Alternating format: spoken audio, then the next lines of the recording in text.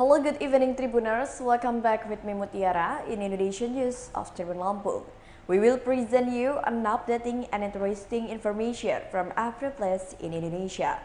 And here the complete news. The first news is fatal accident causes 7 people to die. A fatal accident involving an Alf car and a number of motorcycles occurred in Tamelang Village, Purwasari District, Karawang, West Java on Sunday, May 15, 2022. 7 people died in the incident on Sunday afternoon. The victims who died in the deadly accident were motorcycle riders who were hit by an Alf car that was crossing into the opposite lane. At least 17 motorbikes were rammed into by the Isuzu Alf minibus. In an amateur video recorded by residents, the driver of the Isuzu Alf minibus was seen squished by the front of the wrecked car. Habibi said that at this time his party was still examining a number of witnesses and investigating the cause of the deadly accident. According to witnesses near the scene of the incident, the accident occurred because Alf's car with police number T7556DB was out of control until it cruised in the opposite direction and hit a number of motorcycles. Head of Traffic Division of Karawang Transportation Service, Ade Safrudin, confirmed that the Alf accident and killed 7 passengers was confirmed to be roadworthy. It is known based on the result of the KIR test. He said there were several car safety equipment tested, starting from the function of the brakes, lighting, horn, tires, the condition of the vehicle.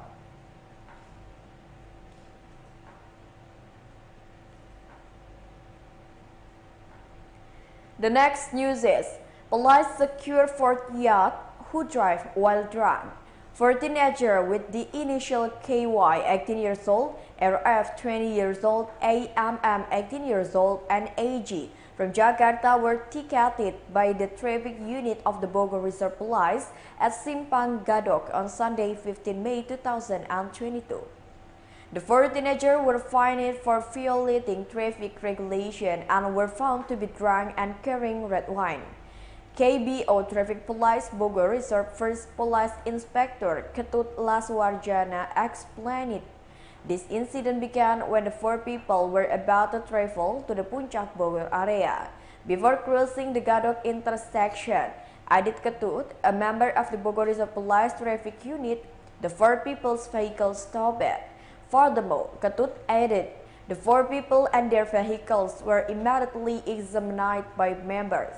In particular, the 4 people, said Ketut, are still being held at the Gadog PAM post. However, for the vehicles of the 4 people, a ticket has been issued by the police.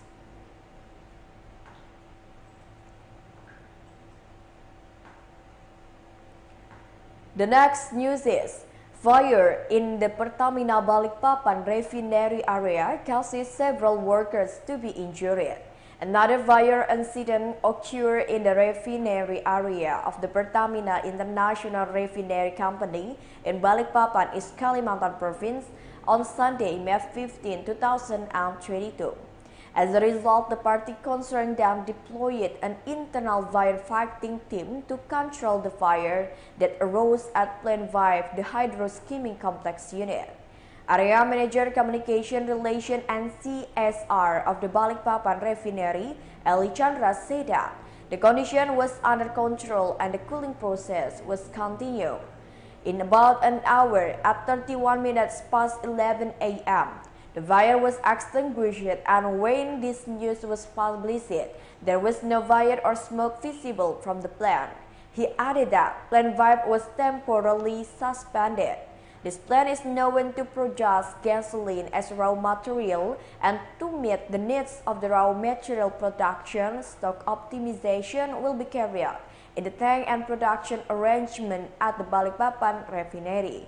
Currently, the internal team continues to make efforts to improve the Balikpapan refinery's operation so that it can immediately return to maximum operation. For the time being, The supply transfer is being prepared in coordination with the Pertamina Group to ensure there is no disruption in the supply of fuel oil to the community. The handling team at the Balikpapan refinery is also currently focusing on handling victims. There are 3 burned people who are Pertamina workers, and currently maximum treatment efforts are being carried out at Pertamina Hospital Balikpapan. A total of 2 victims who were exposed to heat, who are workers from contractors, have finished treatment at the clinic and have returned to their respective homes. The Balikpapan refinery and the company where the victim works will ensure that the deceased get the best treatment regarding his right while preparing other necessary needs.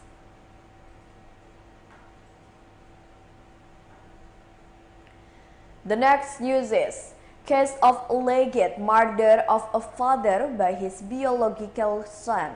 Residents of Tamelang Village, Sejangkung District were outraged to hear of the alleged murder incident in Sajingan Kecil Hamlet, Tamelang Village, Sejangkung District, Sambas Regency, West Kalimantan on Friday, May 13, 2022.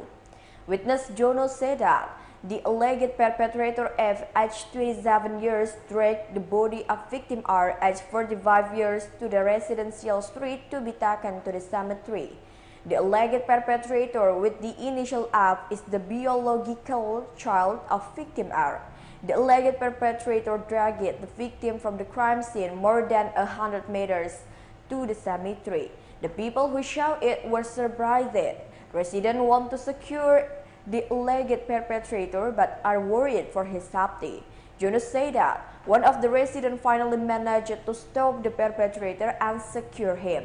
Jonas said the perpetrator was then taken to the scene and tied with a rope. After an hour, residents reported to the police, said Jono.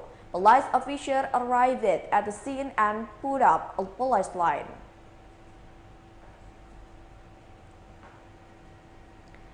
The next news is detection of mouth and foot disease in Nunukan. Officers take dozens of livestock blood samples.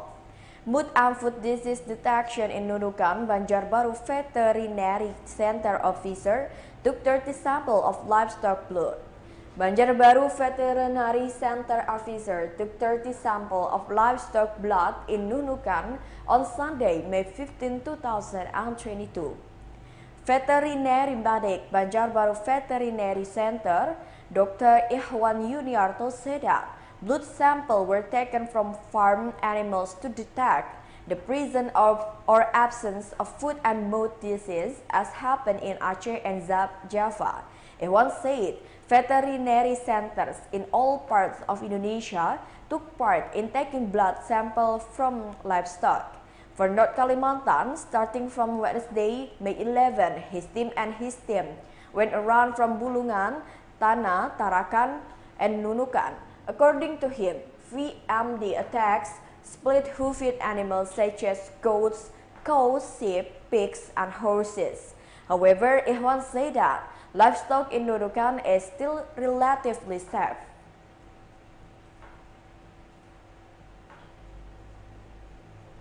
The next news is dozens of women in Buton follow the Pingitan tradition.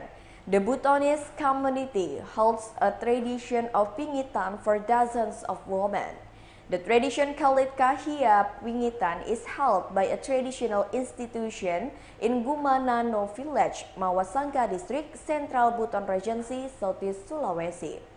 The familiar Pingitan ritual, also known by the local community as Kahia, is a hereditary tradition for the Butonese community.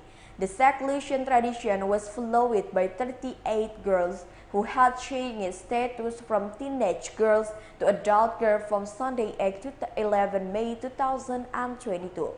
The head of the Gumanano Traditional Institute, Laki Mojamil, explained that the Pingitan participants will be located in a special room for 4 days and 4 nights, known as Kaumbo or Kaumpo. Kahia is also a means of educating a girl's mental preparation to become an adult woman. so that she is ready to navigate life and form a household. It also signifies a major change in the life of the bride-to-be.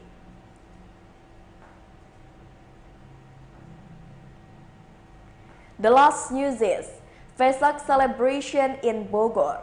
The Buddhist Dharma Vihara and Eik Pusat in Tamelang Village, Tajur Halang, Bogor Regency, West Java, carry out worship activities for the Vesak Day in the year 2022 or 2566 BE, which fell on Monday 16 May 2022. The administrator of the Vihara Buddha Dharma Foundation, Andrean Halim, said that his party limited the capacity for people who would worship in person to 100 to 200 people. He explained that there were about 50 Buddhists who attended the service from start to finish. Then the rest, he continued, were people who came to pray and left immediately. Andrean explained that the effort to limit the quota was considering that COVID-19 was still endemic in Indonesia. He added that the Buddhist Dharma Vihara and Eik Pusat have not celebrated Vesak Day festively for more than 3 years. Furthermore, he said, the Vesak celebration at the Buddhist Dharma Vihara and the Eik Pusat only carry out prayer and prayer activities together. The joint prayer activity was led directly by a monk who came from Jakarta. Temple of Buddhists who visited the Buddhist Dharma Vihara and Eik Pusat Tonjong Bogor Regency, West Java increased compared to previous years.